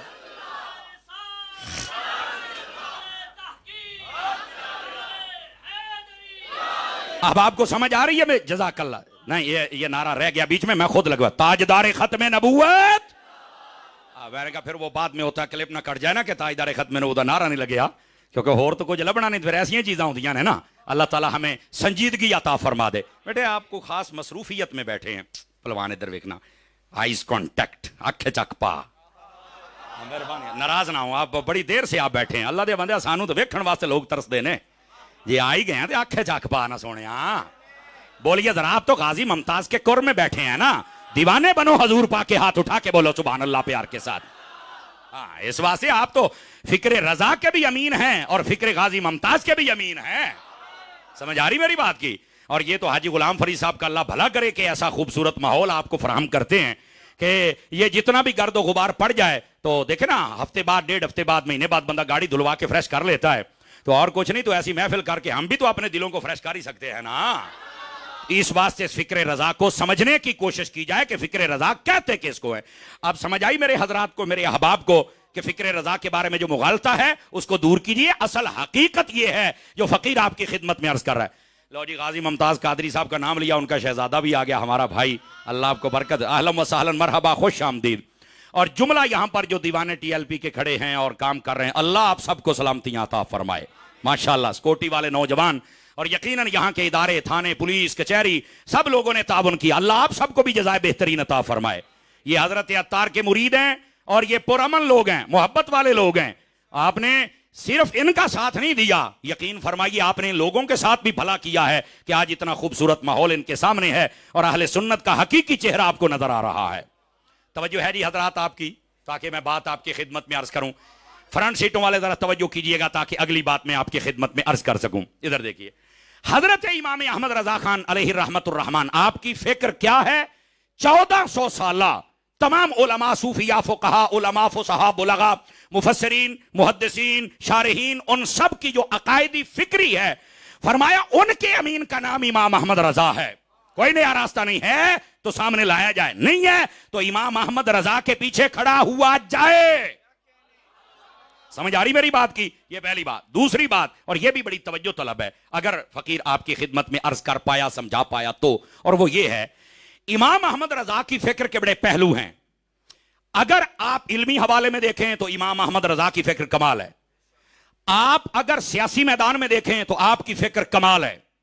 آپ تجارت کے میدان میں دیکھیں, آپ صحافت کے میدان میں دیکھیں, آپ اپنی معاشرت کے میدان میں دیکھیں, آپ عرب کے اعتبار سے, عجم کے اعتبار سے, اپنے گھر کے اعتبار سے, یعنی کوئی ایک پہلو امام احمد رضا نے چھوڑا نہیں ہے جس پر آپ نے رہنمائی نہ کی ہو کہ نبی پاک کی تعلیمات اور 1400 تعلیمات, یہاں پر 1400 سالہ تعلیمات کیا کہہ رہی ہیں. ان تمام جو ترجیحات ہیں ان کو دین متین کی روشنی میں جو امام احمد رضا نے سمجھایا ہے, اسی کو تو فکر رضا کہا جاتا ہے. میں اب آپ کو 2-3 باتیں سنا دیتا ہوں تاکہ آپ کو پتہ چلے میں کہنا کیا چاہتا ہوں. امام احمد رضا کی فکر کیا ہے؟ امام احمد رضا کی فکر علم کی دنیا میں یہ ہے. امام احمد رضا سے پوچھا گیا علم حاصل کرنے کے بارے میں آپ کیا فرماتے ہیں, سنیے فکر رضا کیا ہے. آپ نے فرمایا حدیث شریف میں ہے کہ علم کو حاصل کرنا فرض ہے, طلب العلم فریضۃ علی کل مسلم و مسلمہ, یہ حدیث ہے. اور اس کی شرح میں امام احمد رضا نے کیا فرمایا, آپ فرماتے ہیں اس کا مطلب یہ ہے, فرمایا کہ اتنا علم حاصل کرنا جس کے ساتھ بندہ مذہب حق کو سمجھ کر صحیح مسلمان بن سکے, بس اتنا علم. وہ کہاں لکھا ہے, کس کتاب میں, کس نے کیا کہا, سوال کا آپ کے اوپر ذمہ نہیں ہے. یہ علماء کا کام ہے. آپ کا کام ہے صحیح ادب والا راستہ سمجھ کر مسلمان بن جائے. نماز, روزہ, وضو, حج, زکات, یہ مسائل پتہ ہوں, آپ مسلمان ہیں, آپ نے اپنی ضرورت کا علم سیکھ لیا. واہ امام احمد رضا. پہلی بات. دوسری بات فرمایا پھر جو جس میدان میں جائے گا وہ وہاں کا علم حاصل کرنا اس پہ فرض ہو جائے گا. اب یہ ہے فکر رضا. فرمایا تاجر ہے تو تجارت کا علم سیکھنا فرض ہے. سمجھ آ رہی؟ اگر وہ بندہ عالم ہے, مفتی ہے, تو اس بات کا علم سیکھنا فرض ہے.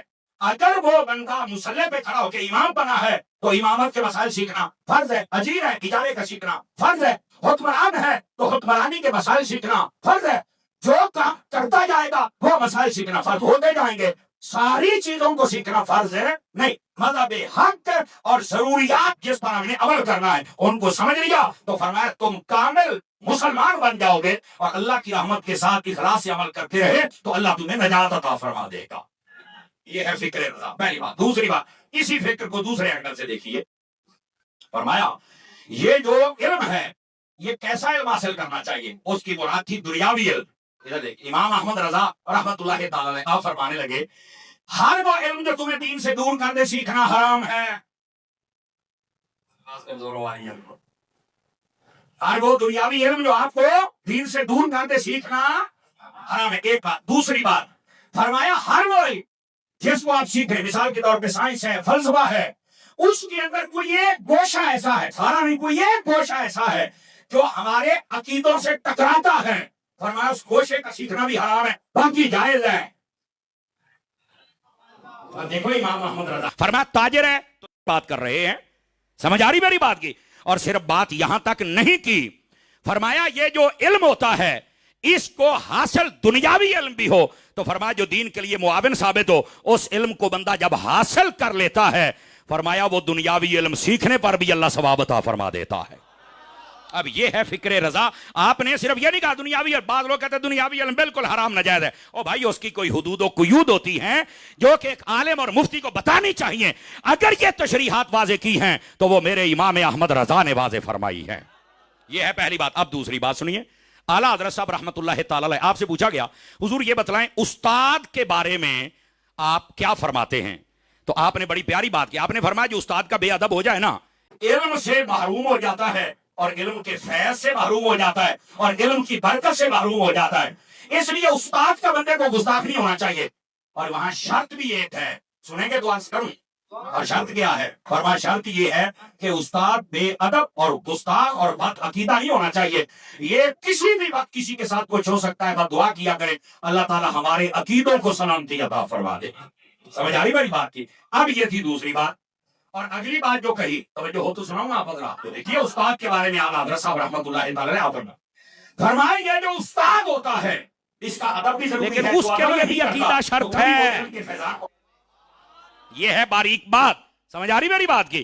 اچھا یہ تھی دوسری بات جو کہ استاد کے حوالے سے, مدرس کے حوالے سے. اب تیسری بات بتلاؤں عالم کے حوالے سے. سمجھ آئی نا؟ عالم کے حوالے سے فکر رضا کیا ہے. آپ سے سوال ہوا سیدی اعلیٰ حضرت سے, فرمایا کہ کیا عالم بننے کے لیے سند لینا ضروری ہے؟ سارے حضرات غور فرمائیں. اعلیٰ حضرت صاحب رحمت اللہ علیہ جواب دینے لگے, فرمایا علم کے لیے تو سند کا ہونا بالکل ہی ضروری نہیں ہے. فرمایا ہاں علم حاصل کرنا ضروری ہے, اس کے دو طریقے ہیں. اب یہ سارے حضرات غور کریں، علم حاصل کرنے کے اعلیٰ حضرت نے کتنے طریقے لکھے ہیں، اور یہ فکر رضا ہے، سنیے گا ذرا. فرمایا ایک یہ ہے کہ بندہ کسی مدرسے میں علماء صحیح العقائد کے پاس بیٹھ کر حاصل کرے، ایک یہ ذریعہ ہے. اور دوسرا یہ ہے بے شک کسی مدرسے کی کلاس میں نہ بیٹھے لیکن صحیح العقائد جید علماء کی مجلس میں بیٹھتا رہے اور علم کی نیت سے مسائل پوچھتا رہے، تو فرمایا اللہ اسے بھی علم عطا فرما دیتا، وہ بھی عالم بن جاتا ہے. آج کل میں بہت سارے لوگ مدرسوں میں پڑھ رہے ہیں لیکن حضرت عطار کو اللہ نے یہ برکت دی ہے، مفتی وقار الدین صاحب کی خدمت میں بیٹھ کر 22 سالوں میں علم دین حاصل کیا ہے. تو اس واسطے الیاس قادری پر یہ ایک اللہ کا احسان ہے، اگرچہ مدرسے میں بیٹھ کے نہیں پڑھے لیکن علامہ مفتی وقار الدین جیسا خلیفہ اعلیٰ حضرت خلیفہ وہ کہہ رہا ہے کہ 22 سال تک الیاس قادری میرے پاس آتے رہے، پڑھتے رہے، اور فرمایا یہ علوم و فنون جانتے ہیں. یہ وقار الفتاوی کے اندر علوم سیکھنے کے بارے میں آپ نے لکھا. بلکہ اگر شارح بخاری کو پڑھا جائے، سمجھ آ رہی میری بات کو، آپ فرماتے ہیں الیاس قادری اس بندے کا نام ہے جو ذہین ہے، جو فتین ہے، اور جو قوی الحافظہ ہے، مسائل دینیا پر گہری نظر رکھتا ہے. اور انہوں نے ایک جملہ لکھا ہے، اس جملے دی چاس لو گے تے اگے ٹران گے تاکہ پتہ چلے. کہتے ہیں آج کل کے مفتی کہلوانے والے الیاس قادری کا عشر عشیر بھی نہیں ہے، اللہ نے الیاس قادری کو ایسا علم عطا فرمایا ہوا ہے. یہ ہے فکر رضا کہ مدرسے میں بیٹھ کر ہی پڑھنا ضروری نہیں. دو چیزیں اعلیٰ حضرت نے دی ہیں. فرمایا ایک استاد کے پاس بیٹھ کے پڑھا جائے مدرسے میں، کلاسوں میں، ایک یہ ذریعہ، اور ایک علماء کی محفل میں صحبت میں بیٹھ کے. اور یہی صحبت ہی تو تھی جو نبی پاک نے اصحاب صفہ سے شروع کی تھی، یہی تو تھی صوفیہ. یہ 11ویں شریف کیا ہے؟ یہ اسی صحبت کا اثر ہے کہ اگر تم کتابیں نہیں پڑھ سکتے اس محفل کو اٹینڈ کرتے رہو، تم دین کے سمجھدار عالم بن جاؤ گے. اور سیدی امیر اہل سنت کے مدنی مذاکرے کو سن لیا جائے، پتہ چل جائے گا اللہ نے کیسا علم عطا فرمایا. تو میں بات یہ کر رہا ہوں چونکہ جس کا کھاؤں اس کے گیت نہ گاؤں، یہ تو نہیں ہو سکتا جس کا کھاؤں اسی کے گیت گاؤں. تو میں نے اس لیے بتلایا کہ ہو سکتا ہے یہ مغالطہ لوگوں کے ذہنوں میں آ جائے تو اس کو آپ دور کریں. علم. اچھا مزے کی بات یہ ہے سیدی اعلیٰ حضرت صاحب رحمۃ اللہ علیہ فتاوی النبویہ شریف میں آپ سے پوچھا گیا، آپ سنا دو مفہوماً و مختصراً تاکہ اگلی بات بھی حل ہو جائے. اعلیٰ حضرت سے پوچھا گیا کہ ایک بندہ ہے، میں مفہوماً سنا رہا ہوں، ہمارے علاقے میں ہے، وہ بظاہر کتابیں نہیں پڑھا ہوا، کسی مدرسے میں نہیں پڑھا، بالکل نہیں بیٹھا، لیکن جب بھی کوئی مسئلہ پوچھو تو مسئلہ صحیح بتا دیتا ہے. تو کیا کرے؟ اس سے مسئلہ پوچھ لیا کرے. تو اعلیٰ حضرت صاحب رحمۃ اللہ نے فرمایا مدرسے میں پڑھنا ضروری تو نہیں جناب. اگر وہ کسی صحیح العقیدہ سنی عالم کے پاس بیٹھ کے ایک درجے کا اس کا حافظہ ہے اور وہ سمجھ بوجھ رکھتا ہے، تو فرمایا کئی ایسے ہوتے ہیں جو مسئلے پر کھڑے ہونے والے ان کو پتہ نہیں ہوتا کہ یہاں مسئلہ کیا ہے، اور جو علماء کے پاس بیٹھنے والا ہوتا ہے اس کو ساری بات کا پتہ ہوتا ہے. تو فرمایا اس صورت میں یہ نہ کہا جائے کہ مدرسے میں پڑھے گا تو تب ہم عالم مانیں گے. اس کو اگر علماء کے پاس بیٹھ کر یہ دین کی سمجھ آ گئی ہے تو اس کو بھی عالم کہنا پڑے گا. اعلیٰ حضرت صاحب رحمۃ اللہ نے لکھا اس بات کو. اور پھر الیاس قادری کیسا بنتا جس نے پوری دنیا میں علم کے مدرسے قائم کیے. وہ یار اعتراض بنتا نہیں ہے، ہمیں سمجھنا چاہیے یہ ہے فکر رضا. آپ تھک تو نہیں گئے ہیں؟ سمجھ آ رہی ہے؟ تو اس واسطے علماء کے پاس بیٹھا کریں، بدری مذاکرے سنا کریں. یہ بیٹھ کر بھی آپ کو انشاءاللہ عقیدے کا علم ہو جائے گا. آپ یہ خرافات اور بدعات سے بچ جائیں گے. اللہ کی رحمت سے آپ بھی عالم بن جائیں گے. ٹینشن لینے کی لوڑ نہیں. سمجھ آ رہی میری بات کی؟ اب آ جائیے ذرا اگلی بات بھی کہوں، اگر آپ تھکے نہیں ہیں تو فکر رضا پر بات ہو رہی ہے کہ فکر رضا کیا ہے. اعلیٰ حضرت صاحب رحمۃ اللہ تعالیٰ نے آپ سے پوچھا گیا اور یہ آپ نے باقاعدہ طور پر اپنی فکر کا ایک بہت بڑا نقطہ ہے جو امت کے سامنے رکھا ہے. توجہ ہو تو سناؤں آپ سبھی حضرات کو، سب بھائیوں کو، سب دوستوں کو. ادھر دیکھیے، وہ یہ ہے آپ سے پوچھا گیا کہ ہم ترقی کیسے کر سکتے ہیں، اسلام ترقی. اور سیدی امیر اہل سنت کے مدنی مذاکرے ہو صاحب رحمۃ اللہ علیہ نے وہاں پر جو بات ارشاد فرمائی، کاش کہ میں سمجھا پایا. 3 باتیں ادھر دیکھیں. سب سے پہلے فرمایا پہلا نقطہ ہے علماء کا اتفاق. سمجھ آ رہی میری بات کی؟ اور اس کے بعد آپ نے فرمایا اپنی طاقت و حیثیت کے مطابق تحمل شاق بالطاق، اپنی طاقت کے مطابق جتنی بھی ضروریات دین پھیلانے کے لیے، دین مشکلات ہوں، ان کو برداشت کر کے کوشش کرنا کہ دین کسی نہ کسی طرح پھیل جائے. پہلی بات ہے علماء متفق ہو جائیں. اور دوسری بات ہے کہ اپنی کوشش کو صرف کرنا چاہیے, ٹائم نکالنا چاہیے دین کے لیے, جتنی طاقت حیثیت جس دائرے میں آپ کام کر سکتے ہیں, جس شعبے میں آپ کام کریں.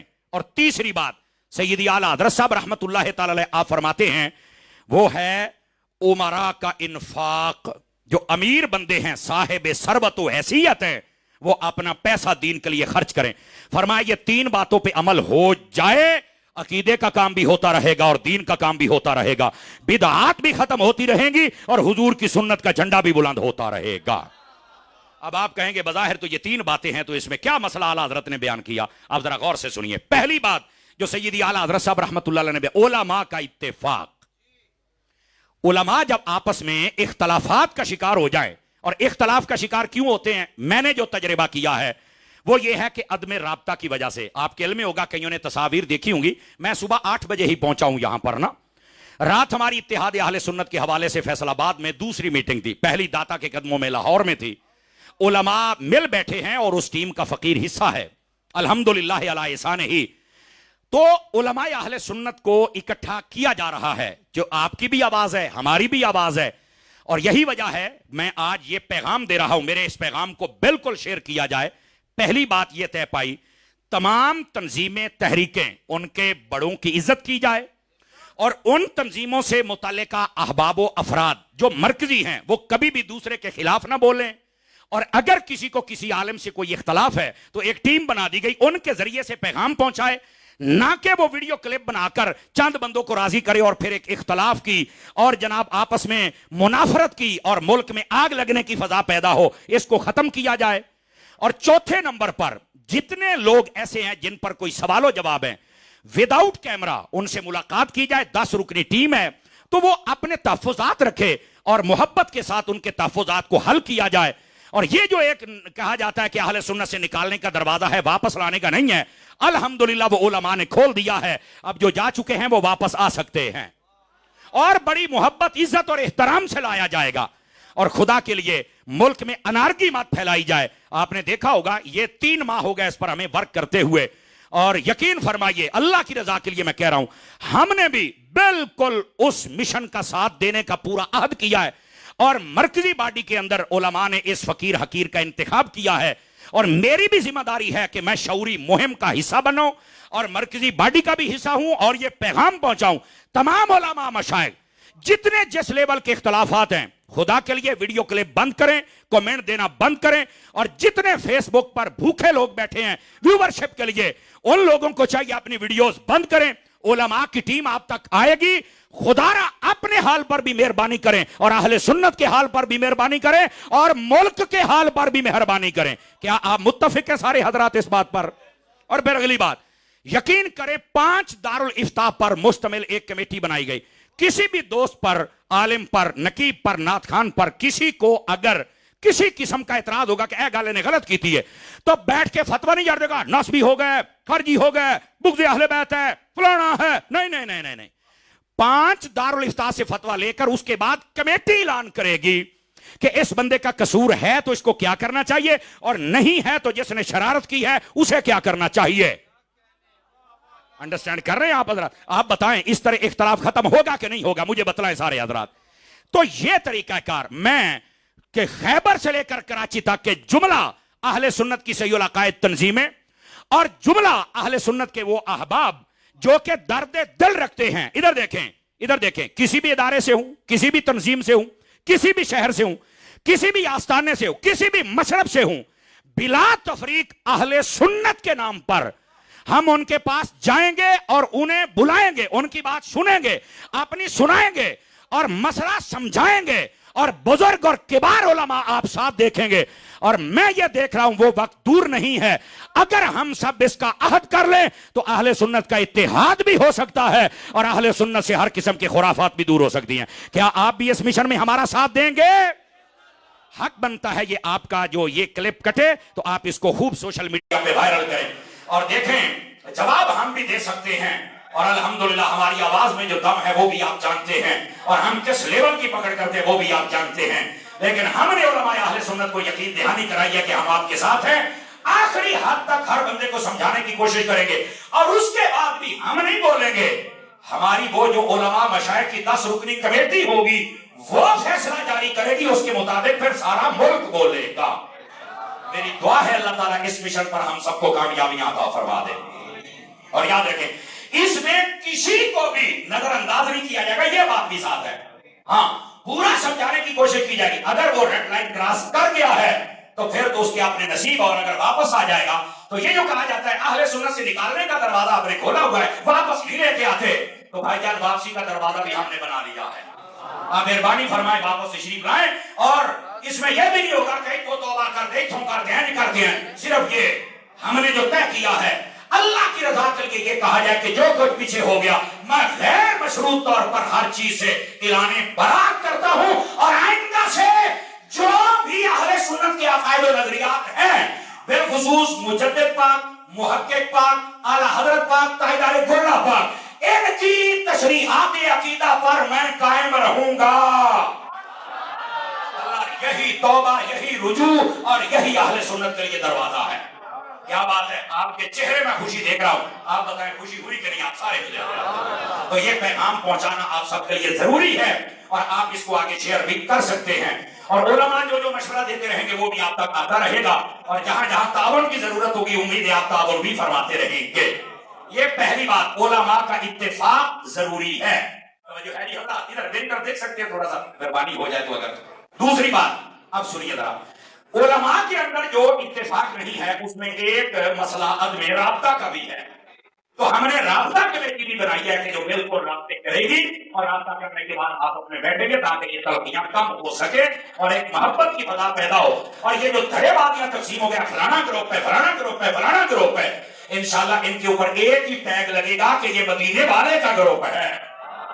سمجھ آ رہی ہے میری بات کی؟ اور یہ فکر رضا پر، جس کو فکر اہل سنت کہتے ہیں، 1400 سالہ عقیدوں کی تشریحات کے امیر، یہ سارے ایک جگہ پہ اللہ کی رحمت سے جمع ہو جائیں گے، اور جو نہیں ہوگا پھر آپ دیکھیں گے اس کے ساتھ ہوتا کہ ویسے جو ہٹا ہے نا پتہ انہوں لگ گیا ہے۔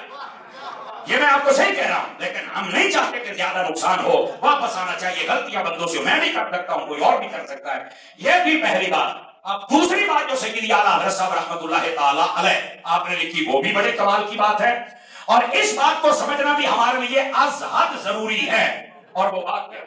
اللہ اکبر، اللہ اکبر۔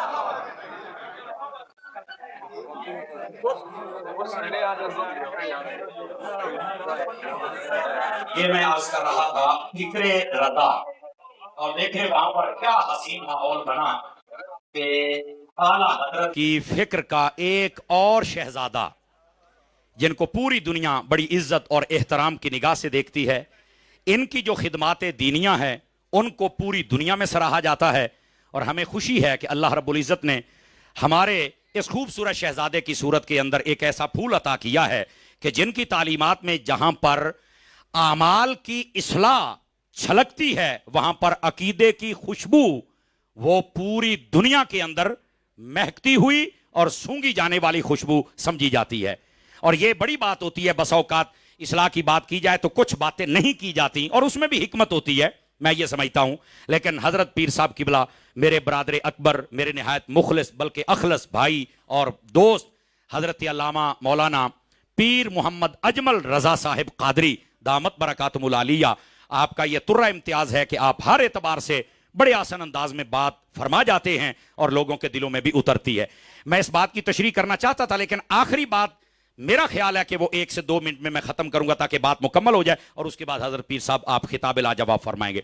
اعلیٰ حضرت صاحب رحمۃ اللہ تعالی علیہ آپ نے جو فارمولہ دیا ہے، پہلا ہے علماء کا اتفاق، اور اس پر میں کلام کر رہا تھا، اور رات میٹنگ تھی اور اس کے اندر حضرت پیر صاحب کی بھی تائید و محبت شامل تھی، الحمدللہ علی احسانہ، اور بڑی روح افزا تھی، اور اس کی میں نے کچھ کاروائی اور اس پہ ہونے والے عزم و ارادے آپ کے سامنے رکھے، انشاءاللہ ان پہ عمل ہوگا اور خیر و برکت آپ اپنی آنکھوں سے دیکھیں گے۔ دوسرا اعلیٰ حضرت صاحب رحمۃ اللہ علیہ آپ نے ارشاد فرمایا تحمل شاق بالطاق، فرمایا اپنی طاقت کے مطابق کچھ نہ کچھ چیزوں کو برداشت کر کے دین کو پھیلایا جائے۔ تاجر اپنی حیثیت کے مطابق برداشت کریں، یونیورسٹیوں والے اپنی حیثیت کے مطابق، ہمارے جو علاقائی لوگ ہوتے ہیں وہ اپنی حیثیت کے یعنی کوئی جگہ دے دے، کوئی اینٹیں دے دے، کوئی پیسہ دے دے، کوئی بجلی کا بل دے دے، کوئی کتابیں خرید کے دے دے، جو حصہ ملا سکتا ہے. سمجھ آ رہی ہے؟ عالم اگر اپنی تقریر کے ذریعے، مبلغ اپنے بیان کے ذریعے، تو یہ مطلب ہے کہ وہ اپنی حیثیت کے مطابق دین کے لیے ضرور کام کرے. یہ دوسری بات. تیسری اور آخری بات فرمایا کہ امراء کا انفاق، اس میں ہے تو بڑی تفصیل کہ جتنے امراء ہیں ان کا پیسہ دین پہ خرچ ہونا چاہیے. ویسے اعلیٰ صاحب رحمۃ اللہ علیہ آپ نے پھر اس کی تشریح بیان فرمائی، مدارس قائم کیے جائیں، علماء کی ایک کمیٹی بنائی جائے جو کتابیں لکھے، جو طلباء لائق ہوں ان کے وظیفے قائم کیے جائیں اور ان کے ذریعے سے صحافت کا کام لیا جائے. فرمایا کہ آپ عدالتوں کچہریوں میں جانے سے بہتر ہے اپنے گاؤں سطح پر ایک کمیٹی تیار کر دیں کہ وہ فیصلے وہاں کرے، ورنہ اعلیٰ حضرت فرماتے ہیں آپ کئی سالوں تک خجل ہوتے رہیں گے، پیسہ بھی برباد ہوگا، دشمنی بھی بڑھے گی، بنے گا بھی کچھ نہیں. دین کے نام پر اگر آپ اکٹھے ہو گئے تو آپ کی محبت بھی بڑھ جائے گی، آپ کے مسئلے بھی حل ہو جائیں گے. یہ ہے فکر رضا. یہاں تک امام احمد رضا کی نظر ہے. سمجھ آ رہی ہے حضرات؟ اور اسی طرح امام احمد رضا خان علیہ رحمت الرحمن آپ نے فرمایا امراء کو چاہیے دین پر پیسہ خرچ کریں. لیکن کئی ایک لوگوں کا پیسہ ہے وہ جا رہا ہے قوالیوں پر، قوالوں پر اور پھگڑوں پر، اور کئی ایسے سیاستدان آپ دیکھ رہے ہیں جو سامنے بیٹھے ہیں اور لوگ پکڑے جا خدا را شریعت کا قتل مت کیجئے، یہ بدعات و خرافات، وہ جاتے کو پروموٹ مت کیجئے. اپنے بزرگوں کو پڑھیے اور جو فکر 1400 سالہ ہے جس کا امین امام احمد رضا ہے اس فکر رضا پہ آ جائیے اور دین متین کو سمجھنے کی کوشش فرمائیے. اپنے پیسے کو برباد مت کیجئے. اور پھر یہاں پر آپ دیکھ رہے ہیں غیر سنجیدہ، غیر معیاری کلام پڑھنے والے نوکبا اور نعت خان حضرات. دیکھیں یہ اگر صحیح کلام پڑھیں تو سبحان اللہ عشق رسول بیدار ہوتا ہے، ورنہ یقین فرمایا آپ بہتر سمجھتے ہیں کہ وہ ایک کیسا کام کر جاتے ہیں کہ بعد میں جواب علماء کو دینا پڑتا ہے. ان کے اوپر پھر پیسہ پھینکنا اور پھر سروں اور طرزوں کے نام پر ہمارے ساتھ کیا کھلواڑ ہو رہا ہے وہ آپ کے سامنے ہے. امام احمد رضا فرماتے امراء کا پیسہ دین کے لیے. اس کی ایک مثال حضرت پیر صاحب کا ادارہ بھی ہے. سمجھ آ رہی ہے میری بات کی؟ آپ اصلاح معاشرہ کے پلیٹ فارم پہ کام کر رہے ہیں، لیکن آپ گکھڑ منڈی میں چل کے دیکھیں کیسا خوبصورت دینی محل تیار کیا ہے آپ نے. اللہ تعالیٰ اس میں برکت عطا فرمائے اور یہ سلسلہ پورے ملک نہیں پوری دنیا میں پھیلے. اور اسی طرح دعوت اسلامی کا نیٹ ورک آپ دیکھ لیں، اسی طرح باقی علماء مشائخ جو کام کرے ان کا ساتھ دے اور یہ کام آگے بڑھائیں. اعلیٰ حضرت صاحب رحمت اللہ علیہ سے سوال ہوا کہ ایک عورت ہے وہ 1.5 من چاول بناتی ہے 11ویں شریف پر، لیکن قریب ایک مدرسہ ہے، اگر وہ وہاں خدمت کر دے تو کیا حضور غوث پاک کو ثواب پہنچ جائے گا؟ یہ سوال ہوا. اب اس کا جواب میں اپنے لفظوں میں دے رہا ہوں. فرمایا صرف 11ویں کا ثواب نہیں پہنچے گا، محبت سے فرمایا 1400 من کا ثواب پہنچ جائے گا. اس کا کیا مطلب ہے؟ اس کا کیا مطلب؟ اس کا مطلب یہ ہے ہمیں اپنے اداروں کو پروموٹ کرنا چاہیے اور یہی فکر امام احمد رضا میں نے آپ کے سامنے رکھی ہے. اور یہ میں ایک سطر میں بات سمیٹوں. یقین فرمائیے ہمیں ابھی تو میں نے عقائد کا باب کھولنا تھا، لیکن وہ جو اشعار میں ہمارے سیال کوٹ کا شہزادہ پڑھ گیا نا انہیں کافی سارا کام کر چڑھیا تھوڑا. سمجھ آ رہی میری بات کی؟ تو میں آپ کو یہ کہوں گا کہ آپ صحابہ اور اہل بیت کے معاملے میں بالخصوص ان کی عزت اور احترام کے معاملے میں خدا کے لیے اپنے آپ کو سنبھال کے رکھیں اور علماء اور سنجیدہ علماء کے پیچھے چلیں. اللہ کریم ہم سب کی حاضری قبول فرمائے اور آج کی فکر راہ کانفرنس کو قبول فرمائے. مجھے بڑی خوشی ہے کہ راول پنڈی کی زمین یہ اعلیٰ حضرت کی زمین ثابت ہوئی. اتنی بڑی تعداد غوث پاک کی زمین ہے، یہ اعلیٰ حضرت تاجدار گولڈا کی زمین ہے، یہ بری امام کی زمین ہے، یہ ممتاز قادری کی زمین ہے. اور اگر میں ایک لفظ بولوں تو یہ عاشقان صحابہ و اہل بیت کی زمین ہے. آج یہ آپ کا ٹھاٹھے مارتا سمندر اگر میری تعداد غلط نہ ہوگی تو یہ 3000 سے مجمع پلس ہو چکا ہے میری اگر تعداد، اور جو باہر کھڑے اگر ان کو جمع کیا جائے تو مدینہ مدینہ. اور یہاں پر خوبصورت بات یہ حضرت پیر صاحب نے کرم نوازی فرمائی، جو آپ کا وقت تھا اس کے مطابق آئے. یہ 2-4 منٹ میں نے لیے ہیں، میں معذرت خواہ ہوں اور میں اب خود ہی آپ کی خدمت میں عاجزانہ ریکویسٹ کرتا ہوں. ہمارے برادر اکبر، ہمارے اس خوبصورت ملک کی یہ خوبصورت پہچان، شان اور جان، ہمارے مسلک کی شان پہچان اور جان، مسلک کے رضا اور فکر رضا کے ماتھے کا جومر، ہمارے پیارے، ہمارے مسلک کے مخلص، ہمارے ملک کے مخلص حضرت علامہ پیر محمد اجمل رضا صاحب قادری دامت برکاتہم العالیہ. میں گزارش پیش کرتا ہوں کہ آپ اپنے خوبصورت دل فریب، دل نواز، دل نشین خطاب سے ہمارے قلوب و اذہان کو منور فرمائیں. آپ کی آمد سے پہلے محبت فرمائیے نعرہ تکبیر، نعرہ رسالت، نعرہ تحقیق، नाराए हैदरी, हर सिहाबिये नबी, ताजदारे खत्मे नबूवत। अब नारे मुकम्मल हुए हैं। मैं पीर साहब की खिदमत में गुजारिश, हुजूर आप करम नवाजी। भेजो